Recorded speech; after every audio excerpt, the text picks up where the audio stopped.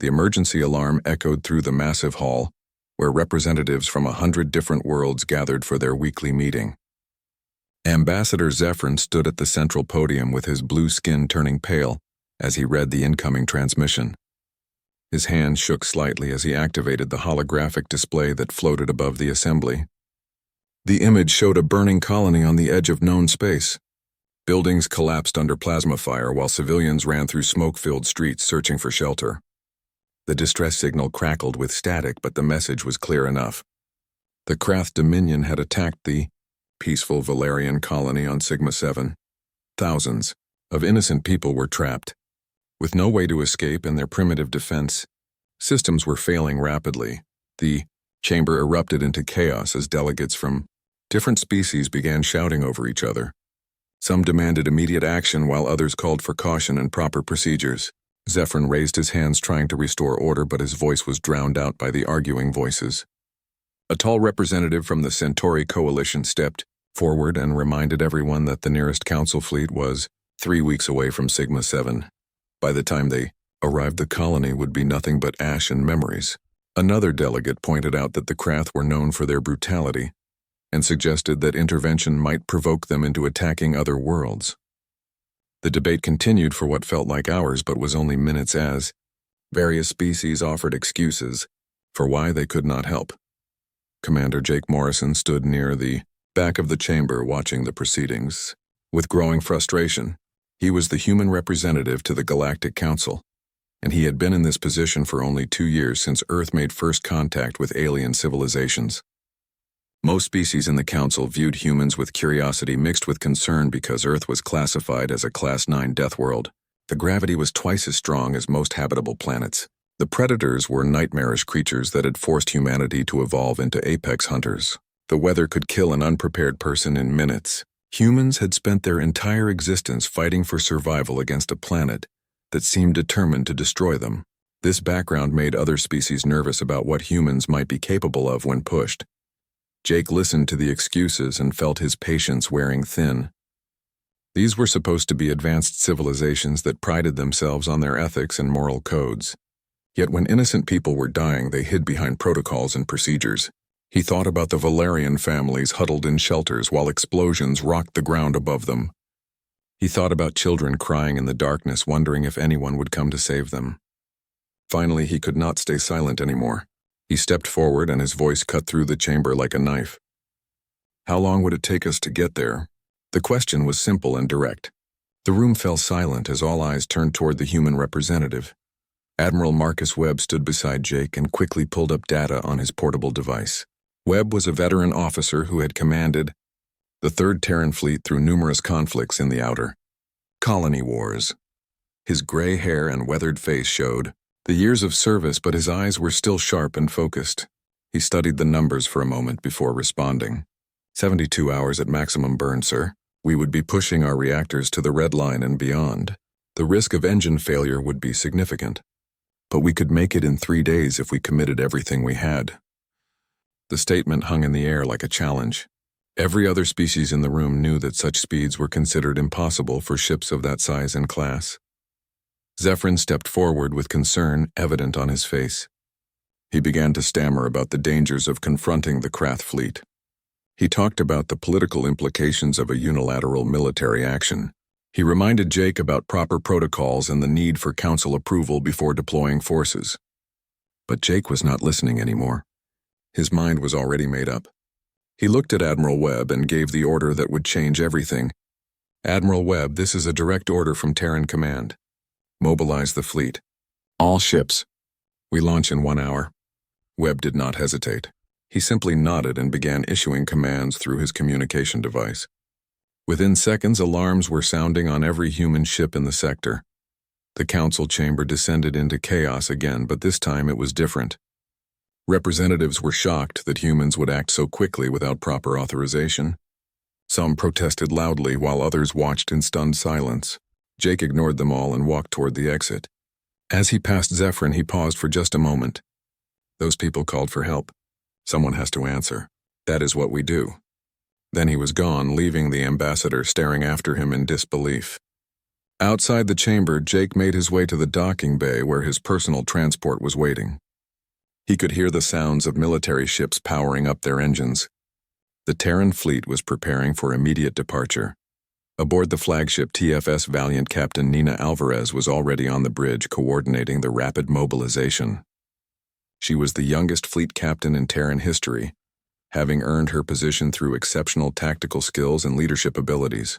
Her crew moved with practiced efficiency as they prepared the ship for combat operations. Engineering teams were bypassing safety protocols to squeeze every possible bit of speed from the fusion drives. Weapons officers were loading magnetic accelerator cannons with armor-piercing rounds. Medical bays were being stocked with supplies for both human casualties and potential alien survivors. Everyone knew what was at stake, and no one questioned the decision to intervene. In the engine room, Chief Engineer Paul Martinez watched his displays with intense focus. The numbers were climbing into dangerous territory, but he had spent his entire career learning how to push systems beyond their designed limits. His team worked around him, making manual adjustments and overriding automated safety systems. They all knew the risks. If the reactors failed during the 72-hour burn, they would be stranded in deep space with no way to call for help. But if they did not try, then innocent people would die. The choice was clear, even if the consequences were terrifying. Paul had grown up on Mars, where a single equipment failure could kill everyone in a habitat. He understood that sometimes you had to risk everything to do what was right. Back on the Council Station, observers from various species watched in amazement as the human fleet assembled with incredible speed. 16 warships, including 3 carriers, 8 destroyers, and 5 support vessels, formed up in perfect formation. They moved with a precision that seemed almost mechanical.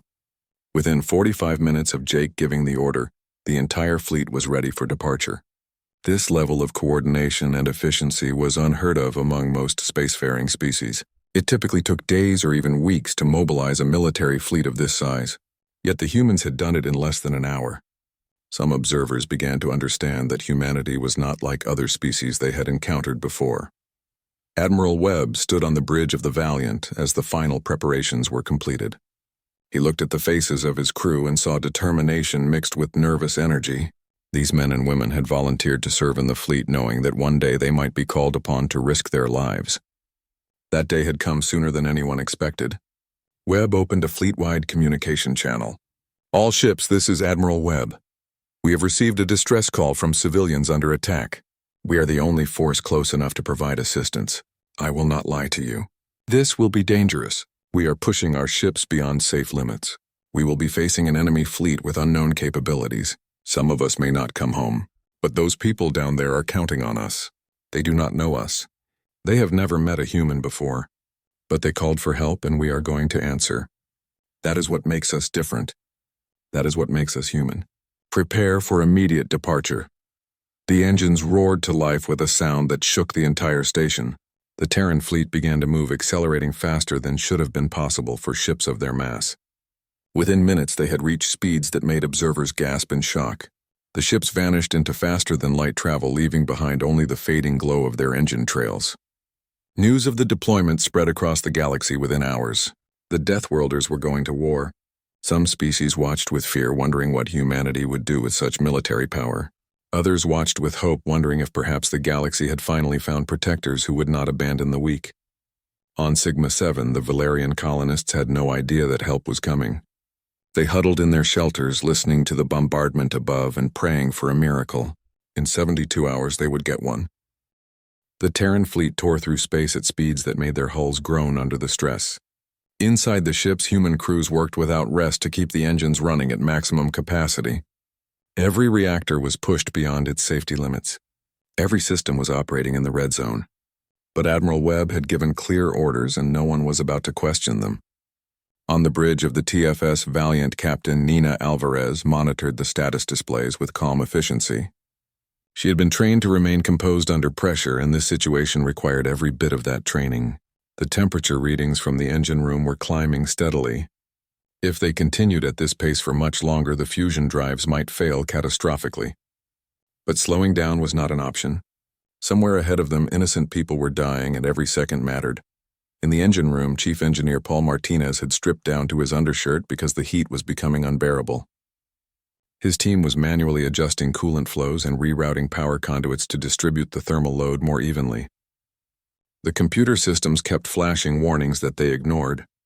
Paul had been a mechanic on the Martian shipyards before joining the fleet, and he knew these ships better than anyone. He could feel the vibrations in the deck plates and hear the subtle changes in the engine harmonics. The ships were suffering, but they would hold together. They had to. He wiped sweat from his forehead and shouted instructions to his crew over the roar of the machinery. Every few hours he would send updates to the bridge confirming that they could maintain current speed. Nina would nod and thank him, then return her attention to the countdown timer that dominated the main display. 72 hours was now down to 63. Back at the council station, Ambassador Zephyrin was fielding questions from dozens of concerned species. Many were demanding explanations for why the humans had acted without authorization. Others wanted to know if this represented a threat to galactic stability. Zephyrin honestly did not know how to answer them. He had studied human culture extensively since first contact, but he was beginning to realize that understanding something intellectually was very different from truly comprehending it. Humans made decisions based on emotional imperatives that other species found baffling. They would risk their own lives to save strangers without expecting any reward or recognition. This behavior pattern did not fit any logical framework that Zephyrin understood. He consulted with military advisors from other species trying to make sense of what was happening. One elderly general from the Andorian Empire suggested that Zephyrin was asking the wrong questions. The issue was not why humans would help, but why other species would not. The Andorian general pulled up data on Earth and its classification as a Class 9 death world. He explained that most spacefaring species evolved on relatively gentle planets with stable climates and few natural predators. Their evolution had been gradual and peaceful. Earth was different. Humans had evolved in a hostile environment where survival required constant vigilance and cooperation. They had learned to work together because isolation meant death. They had developed empathy and compassion not despite their violent world, but because of it. A human who could not trust their companions would not survive. A human who abandoned someone in need might find themselves abandoned later. This created a species that valued loyalty and mutual support above almost everything else. The general pointed out that humans achieved those impossible speeds because their bodies could withstand acceleration that would crush most other species. They evolved in gravity twice as strong as normal. What was extreme for others was merely uncomfortable for them. Meanwhile, the Krath fleet orbiting Sigma 7 was receiving increasingly disturbing reports. Their sensors had detected an approaching fleet moving at velocities that their analysts initially dismissed as sensor errors. No ships that size could maintain such speeds for extended periods. The energy requirements would be astronomical and the structural stress would tear any normal vessel apart. But the readings persisted and grew stronger. Commander Thex studied the data with growing unease. He was a veteran raider who had terrorized this sector for decades. He knew every species and their military capabilities. But these ships were unknown. The energy signatures suggested human origin, but that seemed impossible. Humans were newcomers to the galactic community. Their technology was considered primitive. Their tactics were untested. Yet here came a fleet that was defying everything Thex thought he knew about space combat. Thex called his senior officers together for a tactical assessment. They analyzed the human fleet composition and calculated probable engagement scenarios. The numbers were concerning. 16 warships against his 12 raiders. The humans had superior numbers, but Krath vessels were heavily armed and their crews were experienced fighters. Thex had won battles against worse odds. Still, something about the situation felt wrong. He ordered his fleet to form a defensive perimeter and prepared to broadcast a warning to the approaching vessels. Perhaps the humans could be intimidated into retreating. Perhaps they would realize they were outmatched and withdraw. Thex did not believe this, but he had to try. He sent the transmission on all standard frequencies. This system is under Krath control. Any vessel entering this space will be considered hostile and destroyed. Withdraw immediately or face annihilation. The response came quickly and was not what Thex expected.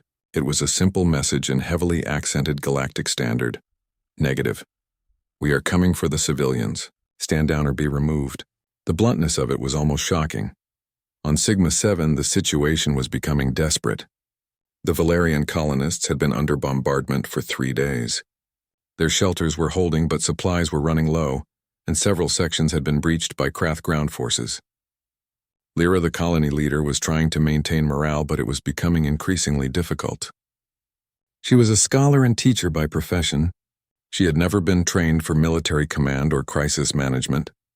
Yet circumstances had forced her into leadership, and she was doing her best to keep her people alive.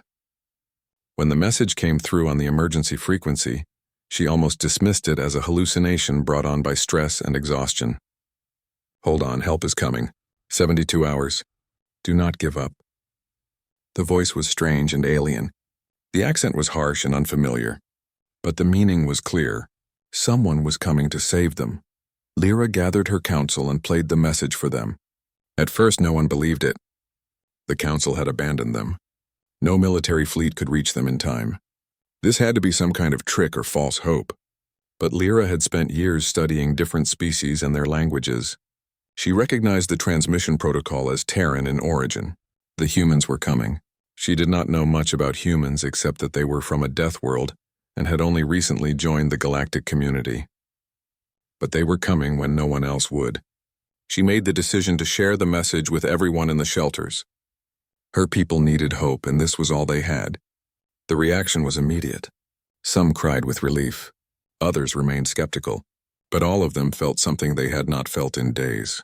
They felt that maybe they would survive this. Aboard the Valiant, the hours crawled by with agonizing slowness. The crew worked in shifts to maintain the ship's systems, but no one was really resting. The tension was too high. Lieutenant Greg Patterson was analyzing tactical data in preparation for the coming battle. He was the ship's senior tactical officer, and it was his job to find weaknesses in enemy defenses. The Krath fleet formation was standard defensive posture, strong but predictable. Patterson began developing strike plans that would exploit their positioning. He worked through dozens of scenarios, calculating casualties and success probabilities. The numbers were acceptable but not great. The Krath had firepower and experience. The humans had speed and determination. It would come down to execution and luck. Patterson sent his recommendations to Captain Alvarez, who reviewed them carefully before forwarding them to Admiral Webb. Webb studied the tactical plans while monitoring the fleet's progress. They were now 40 hours into the burn. The halfway point. The ships were holding together, but barely. 3 destroyers had reported minor reactor fluctuations. 1 carrier had a coolant leak that was being managed but not fully repaired. If they had to fight in their current condition, it would be risky. But Webb had spent his entire career managing risk. He made a command decision and broadcasted to all ships. "We maintain current speed until we reach weapons range. Then we hit them with everything we have. No warning shots. No attempts at negotiation. We go in hard and we finish this fast. Our ships are stressed and our people are tired. But those colonists down there have been under fire for days. We end this now." The response from the fleet was unanimous. "Roger that, Admiral. We are ready." In the final hours before arrival, the mood aboard the human ships shifted from tense anticipation to cold determination. Pilots climbed into their fighters and ran pre-flight checks. Marines loaded their weapons and reviewed boarding protocols in case they needed to assault Krath vessels. Medical teams prepared for casualties. Everyone had a job and everyone was ready to do it. Lieutenant Sarah Martinez sat in her fighter's cockpit, going through her mental preparation routine. She was one of the squadron leaders. The moment the Terran fleet materialized at the edge of the Sigma 7 system, Commander Thex knew he had made a terrible mistake. His sensors showed ships moving at combat speed without any deceleration. Most species would slow down when entering a battle zone to assess the situation and position their forces carefully. The humans did not slow down. They came in like a hammer aimed straight at his defensive formation. Thex immediately ordered his ships to open fire. Plasma bolts streaked across the void toward the approaching human fleet. The weapons were powerful enough to punch through standard military shielding and vaporize unprotected hulls. Thex watched his tactical display, expecting to see the human ships scatter, or at least take evasive maneuvers. Instead, they adjusted course slightly and kept coming. The plasma bolts hit the lead ship's dead center, and Thex allowed himself a moment of satisfaction. That satisfaction died instantly when he saw the damage reports. The human vessels had taken the hits on their forward armor and shrugged them off. There was damage certainly, but nothing critical. The ships kept coming. Aboard the Valiant, Captain Nina Alvarez felt the ship shudder as enemy fire impacted the bow armor. Damage reports flowed across her display, but she ignored them for now. The armor was doing its job. That was enough. She opened a channel to the weapons officer. "Lieutenant Patterson, you have target lock on their command ship. Fire when ready." Patterson did not hesitate. Magnetic accelerator cannons firing. The weapons were massive railguns that used electromagnetic force to launch solid projectiles at a significant fraction of light speed. They had been developed on Earth to function in the planet's crushing gravity and extreme atmospheric conditions. In space, without air resistance to slow them down, the projectiles were devastating. The first salvo from the Valiant alone tore through the Krath command ship's shields like they were not even there. The projectiles ripped through the hull, causing explosive decompression in multiple sections. 2 more human destroyers added their fire, and the Krath flagship simply came apart. Thex watched in horror as his command ship died. He was aboard one of the secondary vessels and suddenly found himself in charge of a rapidly deteriorating situation. His fleet had trained for decades. They had fought and won against numerous opponents. But nothing in their experience had prepared them for this. The human weapons hit with kinetic force that no energy shield could fully deflect. The human ships absorbed damage that should have disabled them. And the human tactics showed no caution whatsoever. They were not fighting a battle. They were conducting an extermination. Thex tried to rally his remaining ships into a tighter formation, but the humans were not giving him time. They split into 3 groups and began systematically destroying his raiders one by one. Every time he tried to fire on a single human vessel, others would swoop in and eliminate his ships before they could finish the job. Lieutenant Sarah Martinez launched from the Valiant's hangar along with her squadron. The space around them was filled with weapons fire and debris from destroyed ships. She led her fighters into the chaos with the confidence of someone who had trained for this moment her entire career.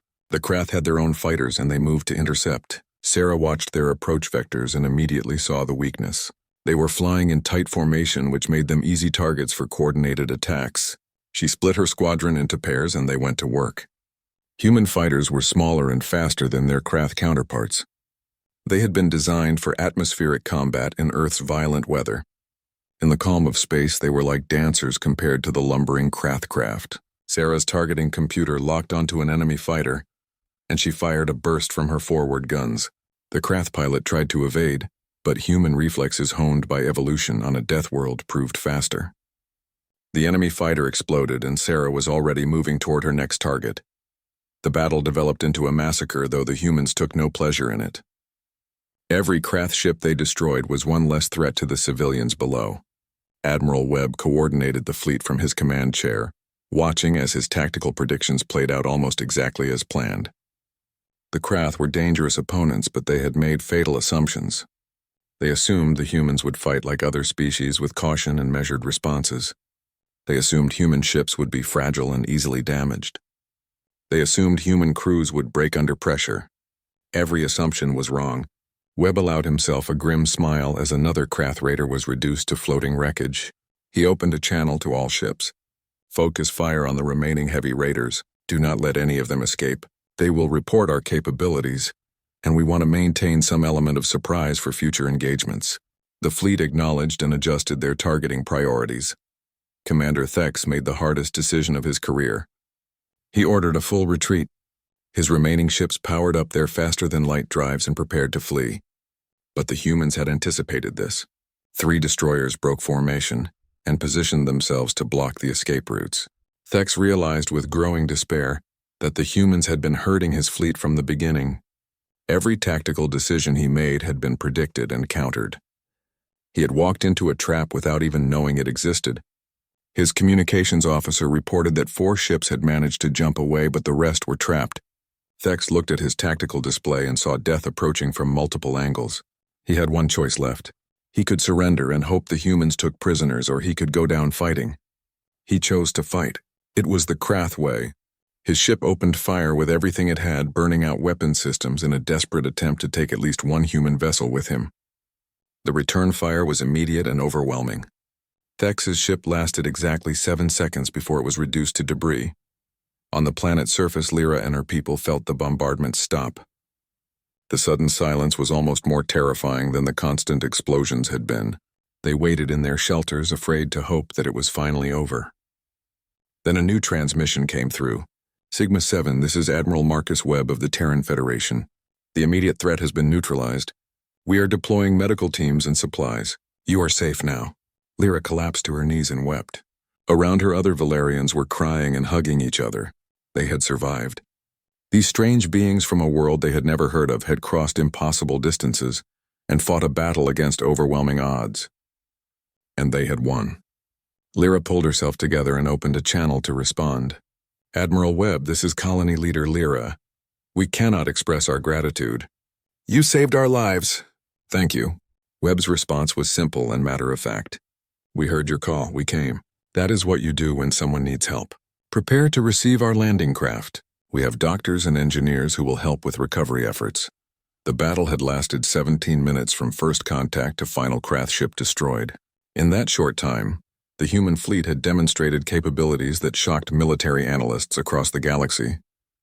They had sustained moderate damage with several ships reporting hull breaches and damaged systems. But not a single human had died. The Krath, on the other hand, had lost everything. 8 raiders completely destroyed. 4 fled to unknown destinations. Hundreds of Krath warriors dead. It was the most one-sided engagement in recent galactic history. News of the battle spread across communication networks with incredible speed. Every species in the Council was suddenly paying very close attention to humanity. Some viewed them with fear, recognizing a military power unlike anything they had encountered before. Others saw potential allies who would stand and fight when others would not. Captain Alvarez stood on the bridge of the Valiant and watched as the first landing craft descended toward Sigma-7. The ship had taken damage during the engagement. They would need significant repairs before returning to full operational status. But they had accomplished their mission. She thought about the 17 minutes of combat and how much destruction had occurred in such a short time. War was always brutal, but this had been something else entirely. The Krath had chosen to prey on the weak and helpless. They had made the mistake of assuming no one would come to help. They were wrong. Nina activated the internal communication system. Attention all hands. This is the captain. I want to commend everyone for their performance during this engagement. You executed your duties with skill and courage, but I want you to remember something important. We did not come here to prove how strong we are. We came here because people needed help. The battle was necessary, but it was not the mission. The mission is down there on that planet. Those are the people we fight for. Never forget that. The crew responded with acknowledgement, and Nina allowed herself a moment of satisfaction. They had done well. Admiral Webb compiled his after-action report while coordinating the relief efforts. The data was comprehensive, covering every aspect of the engagement from initial contact to final cleanup. He included personal logs from crew members who had written letters during the 72-hour burn. The letters were revealing. Every single one mentioned the moral imperative to help. Not a single crew member had questioned the decision to intervene. They had all accepted the risks because it was the right thing to do. Webb knew this report would be studied. 3 days after the battle, Sigma-7 was transformed from a war zone into a massive relief operation. Human ships orbited the planet in defensive positions while smaller craft ferried supplies and personnel to the surface. Dr. Helen Carter stepped off the landing craft and immediately began organizing her medical teams. She was the chief medical officer for the fleet and had treated everything from combat wounds to radiation exposure during her career. But this was different. These were not soldiers. These were civilians who had survived days of bombardment and terror. Many were suffering from physical injuries, but all of them carried psychological trauma. Helen divided her teams based on specialty and sent them to different shelters. She kept the most experienced trauma specialists with her and headed toward the main shelter where the majority of colonists had taken refuge. Inside the shelter, Lyra was trying to coordinate with the human relief teams while managing her own people's needs. The Valerians were a peaceful species who had never experienced warfare before this attack. They were struggling to process what had happened and what it meant for their future. When Dr. Carter arrived, Lyra felt overwhelming relief at finally having professional help. Helen assessed the situation with practiced efficiency and began deploying her medical personnel. She worked alongside Valerian doctors who were amazed at human medical technology and techniques. Helen explained that humans had developed advanced trauma medicine because their world was constantly trying to kill them. Injuries that would be fatal on other worlds were survivable on Earth because humans had learned to treat extreme damage. This expertise was now saving Valerian lives. Throughout the day, Helen worked without stopping. She set broken bones and treated burns. She administered medications and performed surgeries. And most importantly, she listened to the survivors who needed to talk about what they had endured. Commander Jake Morrison arrived on Sigma-7 aboard the second wave of transports. He had spent the past few days dealing with council bureaucrats who were still upset about the unauthorized military action. Jake had ignored their complaints and focused on organizing the relief effort. Now he was here to see the results firsthand. He met with Lyra in what remained of the colony's administrative building. She was exhausted but determined to rebuild. When she tried to thank him for the rescue, he stopped her. "We are sorry we did not arrive sooner. No one should have to endure what you experienced." Lyra looked at this human commander with confusion. He was apologizing for taking 3 days to cross distances that should have been impossible. He was acting as if he had failed somehow. She realized that humans measured themselves by standards that other species could not comprehend. They did not see their actions as heroic. They saw them as basic moral obligations. Back at Council headquarters, Ambassador Zephyrin was facing intense scrutiny from multiple species. The emergency sessions had been going on for days with no clear resolution. Some delegates argued that humanity had exceeded their authority and set a dangerous precedent. What if every species decided to deploy military forces without Council approval? Others pointed out that the Council had failed in its fundamental duty to protect member colonies. The humans had done what the Council could not or would not do. Zephyrin found himself in the uncomfortable position of defending humanity's actions, while personally struggling with what those actions represented. He had spent years believing that military force should always be a last resort. The humans had made it their first response, yet he could not deny the results. Thousands of Valerian lives had been saved, a colony had been preserved, and a message had been sent to every would-be aggressor in the galaxy. The debate reached a turning point when Admiral Webb's official report was presented to the full Council. The document was comprehensive and included data that shocked many delegates. The human fleet had sustained damage that would have destroyed most other species' vessels. They had pushed their engines beyond any reasonable safety margin. They had fought a battle while their ships were barely holding together. And they had done it all for people they had never met. The report included personal logs from human crew members, letters written during the journey in case they did not survive. Every letter mentioned the same fundamental concept. They could not live with themselves if they did not try to help. This was not military doctrine or political strategy. This was basic human psychology. They helped because not helping would destroy them from within. General Crix of the Andorian Empire requested a private meeting with his government's leadership. He had been studying the battle footage for days, and his conclusions were disturbing. The humans fought with a level of coordination and efficiency that suggested extensive combat experience. Yet Earth had only recently achieved space travel. They should have been novices. Instead, they fought like veterans who had spent centuries perfecting their craft. Crix explained to his leaders that humanity represented something the galaxy had never encountered before. They had the persistence of prey species that never gave up. They had the aggression of apex predators, and they had empathy that drove them to protect others even at great personal cost. This combination made them the most dangerous species in known space. But it also made them potentially the most valuable allies.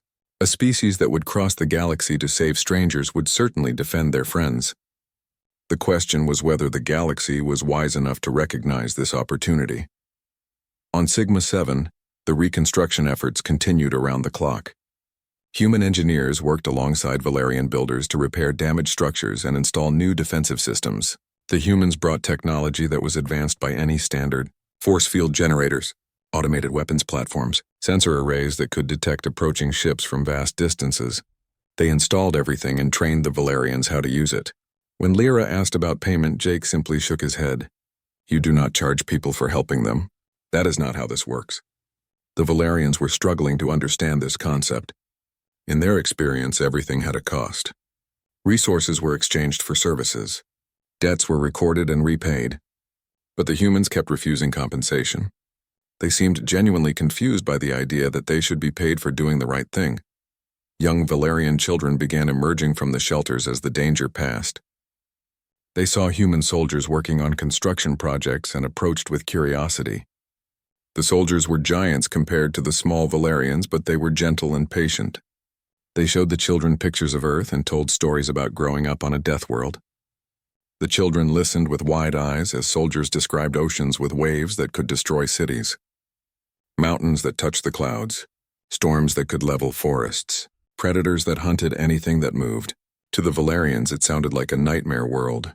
To the humans, it was simply home. One soldier named Danny Hoffman spent hours playing simple games with the children. He taught them rock, paper, scissors and explained how it was one of the first things human children learned. The Valerian kids loved it, and soon dozens of them were playing while their parents watched with tears in their eyes. These fearsome warriors from the death world were taking time to make children smile. Captain Nina Alvarez walked through the rebuilt colony center with Lyra beside her. The Valerian leader wanted to understand why the humans had come when no one else would. Nina thought carefully about her answer. She told Lyra about her grandfather, who had served in Earth's Navy during one of the many wars that plagued their species before space travel. His ship had received a distress call from an enemy submarine that was sinking.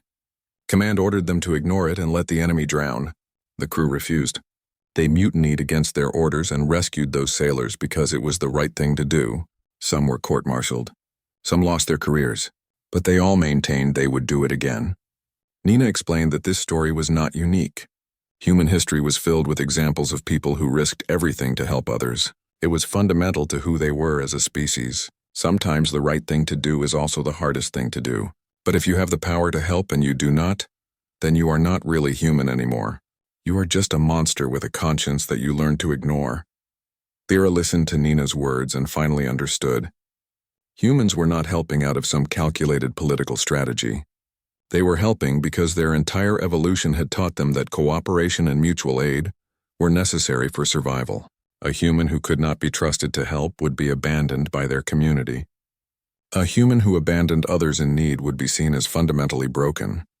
This created a species that valued loyalty and compassion as highly as strength and intelligence. Lyra asked what would happen next. Would the humans stay to defend them? Would they establish a military base? Nina smiled and shook her head. We will stay until you are safe, until your defenses are operational and your people are recovered. Then we will leave. But if you ever need help again, just call. We will come. That is the promise we are making to every species in this galaxy. You are not alone anymore. Lyra felt tears running down her face.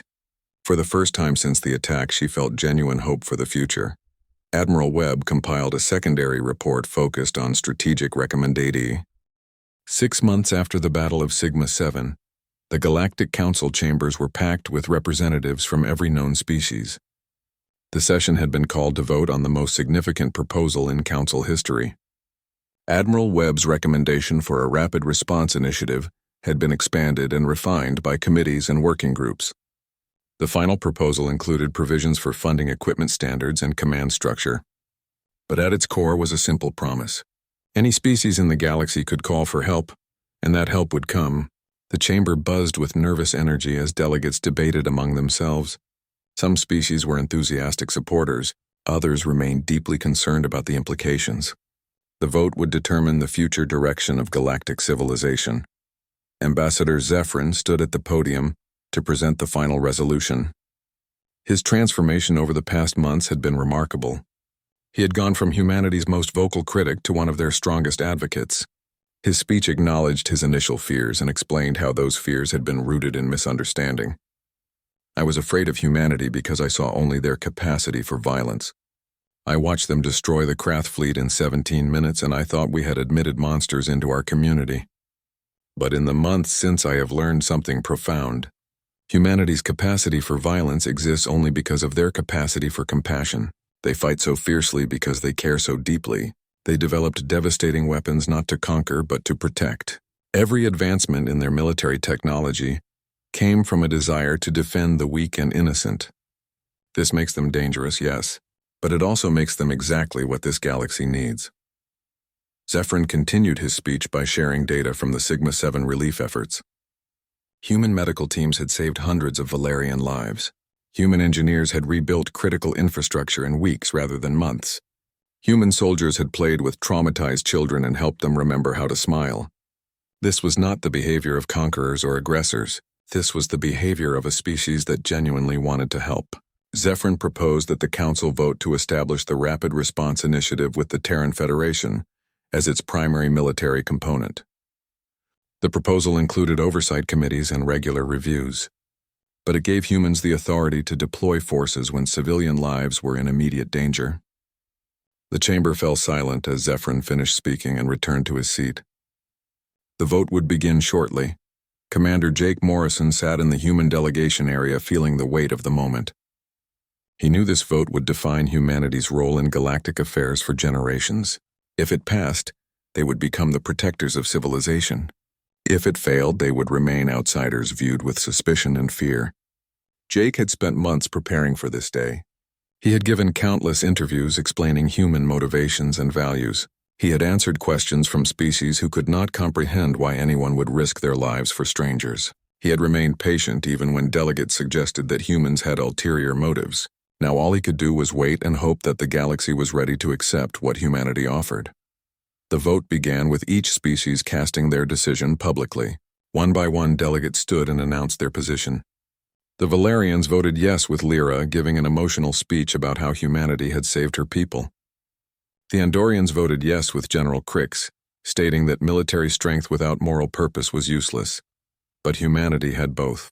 Smaller species who lived in fear of raiders and pirates voted overwhelmingly in favor. They saw humanity as their shield against predators. Some of the larger military powers voted no, citing concerns about centralized force projection. But as the vote continued, it became clear that the majority supported the proposal. When the final tally was announced, the resolution passed with 73% approval. The Rapid Response Initiative was now official policy of the Galactic Council. Jake stood to accept the responsibility on behalf of Earth and the Terran Federation. His acceptance speech surprised many delegates because it contained no boasting or triumphalism. Instead, he told a story from Earth's history. He described firefighters who ran into burning buildings while everyone else ran out. He talked about Coast Guard teams who braved storms to rescue strangers from sinking ships. He mentioned countless ordinary people throughout human history who had risked everything to help others simply because it was right. We are not heroes. We are just people who heard someone calling for help. Any species in this chamber would have done the same if they could. We just happen to be built for it. Our world made us strong, but our choices make us who we are. We choose to help. We choose to protect. We choose to stand between the innocent and those who would harm them. This is the promise we make to every species in this galaxy. You are not alone anymore. The resolution included an unprecedented addition that came to be known as the Deathworld Covenant. Any species anywhere in the galaxy could send a distress signal, and humanity would respond. No payment was required. No political alignment was necessary. No conditions or strings attached. Just a simple promise that when someone called out in the darkness, they would not face it alone. The covenant was engraved on a monument placed at council headquarters. The words were simple and direct. We hear your call. We are coming. Hold on. These words would become the most powerful guarantee of safety in galactic history. Pirates and raiders who had operated with impunity for centuries suddenly found themselves looking over their shoulders. The Deathworlders were watching. Admiral Webb immediately began overseeing the expansion of the Rapid Response Fleet. Dozens of new ships entered production in orbital shipyards around Earth and her colonies. Training facilities were established on multiple worlds. Cooperation agreements were signed with other species militaries who wanted to contribute personnel and resources. But the core remained human, because only humans could withstand the physical demands of rapid deployment. The new ships were faster and more heavily armed than their predecessors. They incorporated lessons learned from the Sigma-7 engagement. Engineers designed them to absorb tremendous damage while maintaining combat effectiveness. Medical bays were expanded to treat multiple species. Cargo holds were stocked with relief supplies and construction equipment. These were not just warships. They were mobile humanitarian response platforms ready to deploy anywhere in the galaxy within days. On Sigma-7, Lyra stood before a crowd of Valerians and visiting dignitaries. Behind her was a newly unveiled monument depicting a human soldier kneeling beside a Valerian child. Both figures looked up at the stars together. The statue was simple but powerful in its message. The inscription at its base read, "They heard our call. They came, they saved us. This is what it means to be human." Lyra spoke about the dark days of the attack and the despair they had felt. She described hearing that message during the bombardment. "Hold on, help is coming." She explained how those words had given her people hope when they had none left. And she told everyone assembled that humanity had kept their promise. They came in 72 hours and they ended the nightmare. Now this monument would stand forever as a reminder that courage and compassion were the true measures of civilization. The Krath Dominion never recovered from the loss of their raiding fleet. Without their military power, their empire collapsed into civil war. Former subject species rebelled and established their own governments. The message was clear throughout the galaxy. The age of unchecked aggression was over. Predator species who had terrorized weaker civilizations for centuries suddenly found themselves facing a new reality. There were consequences now. There were protectors. Admiral Webb received intelligence reports about declining piracy rates across multiple sectors. Raiders were abandoning their bases and fleeing to remote regions. The mere existence of the Rapid Response Fleet was having a deterrent effect. Webb knew this peace was fragile. There would always be someone willing to prey on the weak. But now those predators had to consider whether their targets might have friends with very long reach and very sharp teeth. Captain Nina Alvarez assumed command of the newly commissioned TFS Guardian. The ship was the first vessel built specifically for the Rapid Response Initiative. It was larger than the Valiant with more powerful engines and heavier armor. It carried 2 full squadrons of fighters and had medical facilities that could treat hundreds of casualties. The Guardian represented everything humanity had learned from Sigma-7. Nina stood on the bridge during the commissioning ceremony feeling the weight of responsibility. Her crew was composed of volunteers who had signed up specifically to serve in the response fleet. They knew the risks, they knew the demands, and they accepted both willingly. Nina addressed her crew over the internal communication system. "We are the first line of defense for those who cannot defend themselves. We are the answer to prayers sent into the void. We are the proof that someone is listening and someone cares.